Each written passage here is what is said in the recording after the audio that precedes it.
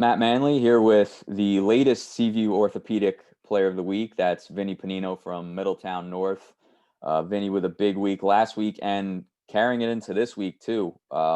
Last week, the big one was the 25-point game you had up at Bayonne, and a game you guys won. And then carrying into this week, we're in the Shore Conference playoffs right now, and you had a 30-point game in the first round against Keyport, and a pretty good one the other night too. Last night actually, in a win over Jackson Liberty. So before let's kind of jump into all those, just kind of tell me about where this team's at right now and how you guys have embraced this week, because I talked to a lot of coaches and I was kind of pumping you guys up a little bit. I thought you guys had a pretty good resume. I thought you could have been a top 16. You ended up getting in that third pool as the 3 seed. So how did you guys kind of see the teams you're playing and like the opportunity this week? What was sort of the rallying cry for a team in your position this week? Yeah, being a kind of team that wasn't really talked about much, we just know we had to come out strong. Put an exclamation point on the season. Starting the season off a little shaky. I think we could say we cleaned it up and we're playing our best basketball right now, and that's what we really wanted to do. Come out, show who we really are, and get big wins, and which we did. So looking to carry it over and get a big win tomorrow in the championship.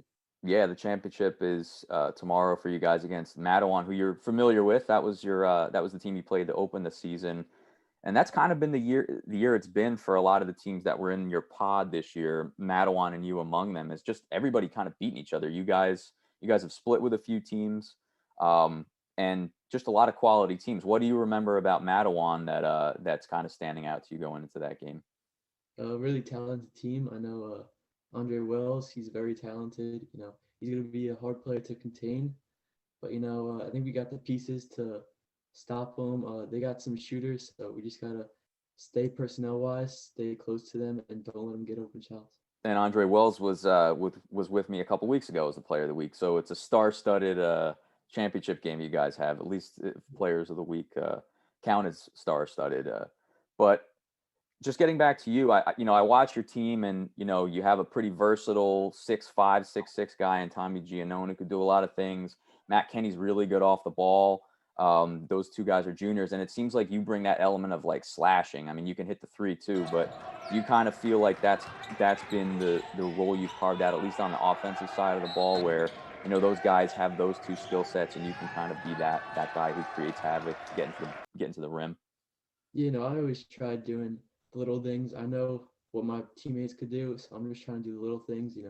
I could shoot it like you said, and I just try to read the closeout. If I see they're running at me, that's when I take it to the basket. If I'm not open, give the ball, kick it out to Matt Kenny for an open three.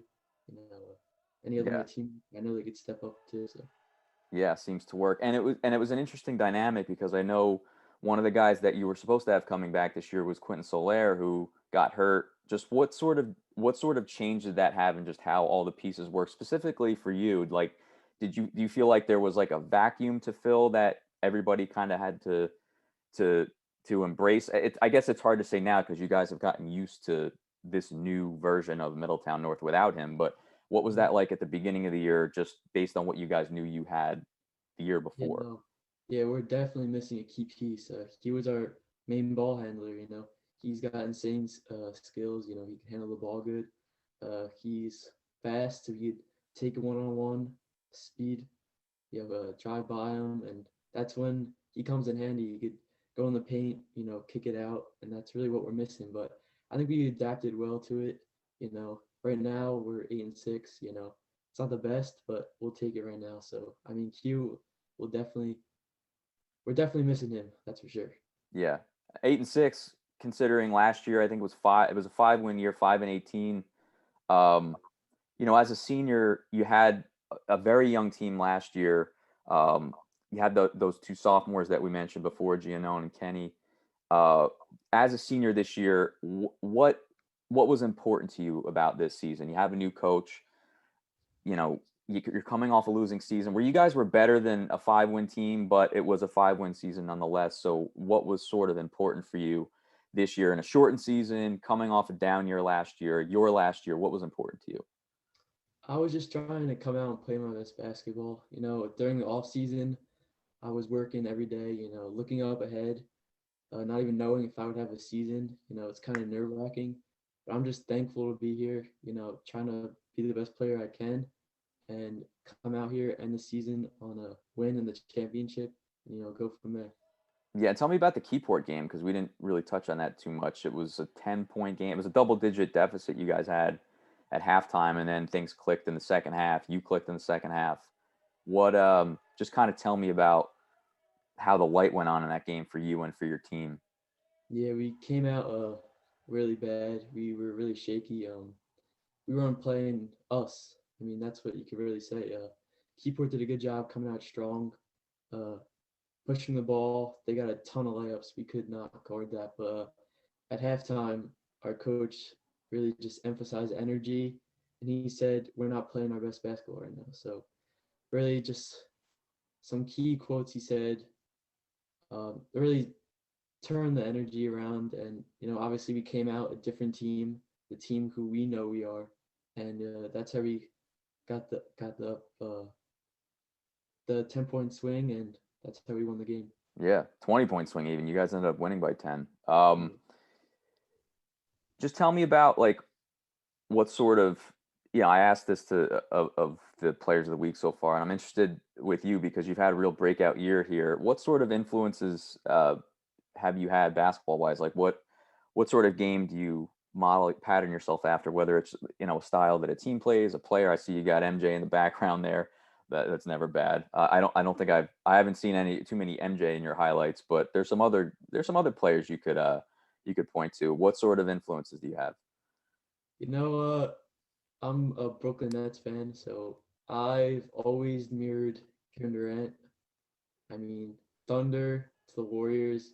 Not many people like him, but I always stuck with him. I watch him every day, so I just try to take away some key plays that he does, and try to incorporate in my game.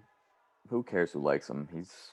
He's fine. He doesn't need to worry about people liking him. He'll be Agree. fine. He'll be one of those guys who'll retire, and you'll realize why do we make us think about what Kevin Durant says? Good Yeah. guy, good guy, the Kevin Durant. Good answer.